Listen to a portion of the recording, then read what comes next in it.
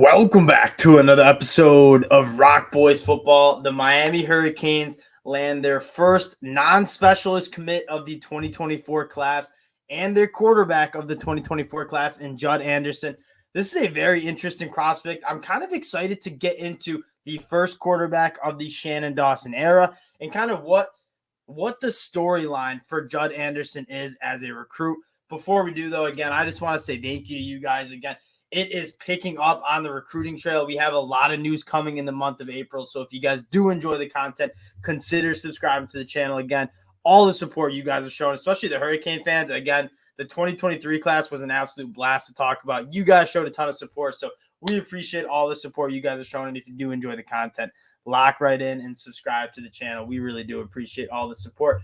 Let's get into Judd Anderson. The first thing that's going to jump off the screen at you, 6'6", 210 pounds. Dude averages a double-double in basketball as well. Two ways Miami fans could be looking at this commit. One, you maybe settling, I think some Miami fans would think, right? It doesn't sound like you'll get Aaron Nolan tomorrow night as he's committing Saturday night. And had some other quarterbacks that were on their board that they weren't able to get. So they go out and get kind of a Shannon Dawson guy, it seems like, in Judd Anderson, who you see his national ranking outside the top 1,000, the 51st quarterback, according to 24/7 Sports. That being said, a year from now when these rankings finalize for the 2024 class, I wouldn't surprise if this guy gets a little bit more buzz, right? You take a look at his recruiting story. As a sophomore, he played in like this wing T offense where he didn't really get a chance to throw the football. You turn on the highlights, and we're going to just take a look quickly of like what he can do. Like Judd Anderson can absolutely sling it. And if you think about the quarterback Shannon Dawson has had success with, going back to his time at Houston, Clayton Tune. Now, Clayton Tune has a very, very similar game and build to Judd Anderson. Again, from the state of Georgia, what you love about Judd Anderson on the film is, one, has the arm to just make any throw in the book, right? You see him ripping it up the seam, effortless arm talent and strength. Another thing that you'll see kind of as you get through these highlights in the film is that he's actually a very, very good manipulator of the pocket, right? He can be an athlete, but you see him step up in the pocket. That stuff is rare to see out of junior and sophomores in high school. And so Judd Anderson, it looks like he commands a pocket very well. You know he has the arm talent to kind of make all the throws. He can drive the throws in. He can layer the throws in over zone coverage. Like, the arm talent is there for Judd Anderson. Quite frankly, I just don't think he's played enough football to kind of bolster up the 24/7 Sports rankings. This is kind of the epitome of a my guy for Shannon Dawson. And you brought Shannon Dawson in. We're going to stop it right here. You brought Shannon Dawson in to trust him with the offense, right? You had Josh Gaddis last year. If y'all have been listening to me and I was not a big fan of the Josh Gaddis hire. One, I am a Michigan fan.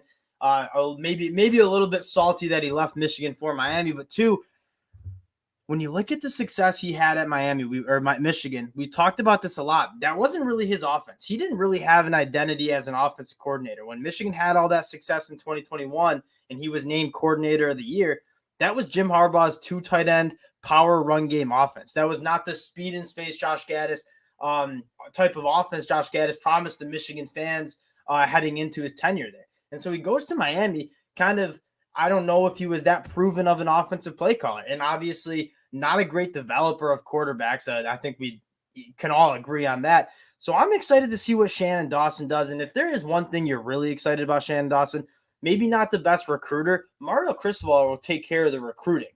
Shannon Dawson is a phenomenal offensive play caller, and he's a really good developer of quarterbacks, right? He took Clayton Tune to be one of the more successful FBS quarterbacks the past 3 years for Houston. He develops wide receivers, guys like Tank Dell. So that's kind of what you want to see for Miami, right? You want to see the quarterbacks get developed. Tyler Van Dyke is a dude. You look at the rest of their quarterback room, Ja'Cory Brown, Emory Williams, all very talented quarterbacks. They need to be developed. Tyler Van Dyke is a guy that I'm very excited to see under Shannon Dawson. But more importantly, Shannon Dawson has just designed at Houston an incredible passing offense where he schemes guys open. He puts guys in positions where they can be successful. If you look at Miami, that was something they struggled with so much the last couple of years. And I don't think it's a lack of talent, right? Like Jacoby George, Xavier Restrepo, Jaleel Skinner, all guys who are very talented and capable, just not really put in the spots where they could really succeed. Even a guy like Nathaniel Joseph coming in. You take a look at that 2023 class. I don't blame a guy like Judd Anderson for kind of betting on himself, going to a team like Miami, because he's going to have some weapons around him if he gets some playing time to really be successful. But again, Judd Anderson is a really interesting one because you have a couple programs that really liked him, right? He got an offer from Ole Miss, was on unofficial visits to Florida and Georgia. You had Power 5 programs that liked this kid, not necessarily gave him offers, but were keeping an eye on him. And so his senior year, I'm really excited to see how he develops, because he's a guy that you see the 3-star, the low 3-star ranking right now. I have a feeling that's going to change in a meaningful way after he gets his senior year underway. Again, a guy who can extend plays with good athleticism. I think this is a really good get. And going back to that 2023 class, like, if you're nervous about a slow start to Miami, one, sometimes it's hard to build a class quickly after having such a good 2023 class, because a lot of guys want to commit to places where they have plenty of playing time. This was a really good 2023 class that they brought in. Maybe some playing time not really there for the 2024 kids, but in terms of the pieces around the quarterback, whoever it might be after Tyler Van Dyke, Ja'Cory Brown, Emory Williams, you feel great. You have buckend tackles. I mean, Francis Mayoga and Pancake Concho, Samson Okunola, Okinola, should say his name right. Two guys who, I mean, all-American level tackles. You have some receivers coming in. I like Riley Williams, the tight end. Nathaniel Joseph's a dude that, from what I'm hearing in spring ball, like a guy who is really popping off. You feel really good. Robbie Washington probably should throw in there as well. You feel really good about the pieces around the quarterback. Now, what are you looking for? You're looking for developing that quarterback. That is where Shannon Dawson's kind of cut his teeth, if you will. And so, again, get a guy in Judd Anderson who, again, maybe you seem like you settled a little bit in terms of the quarterback. I don't think Shannon Dawson feels that way. You know, you don't offer quarterbacks if you don't feel really, really good about him. Judd Anderson, maybe a guy that 24/7 Sports doesn't love, but maybe a guy like Ole Miss liked him. Miami liked him enough to offer him. So I wouldn't be too pessimistic about this commit just because of the 24/7 ranking, because you see these teams have completely different boards than 24/7.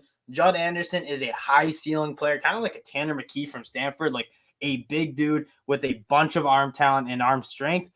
Let's go see if you can develop him into be a starter for Miami down the road. I don't hate this commitment at all. Hopefully, one thing I'll say, lock in here, because it does seem like Miami is going to pick up in this 2024 class, right? Only 2 right now that are committed. It's gonna pick up. You have a lot of talented wide receivers from the state of Florida that are looking at Miami. A lot of guys on campus. David Stone potentially could be next. It's going to be an exciting time for Miami football and Miami recruiting down the stretch. Got their spring game next weekend that we'll be breaking down as well. So if you do enjoy the content, consider subscribing to the channel. We appreciate all the support you guys have shown, and we'll talk to y'all later.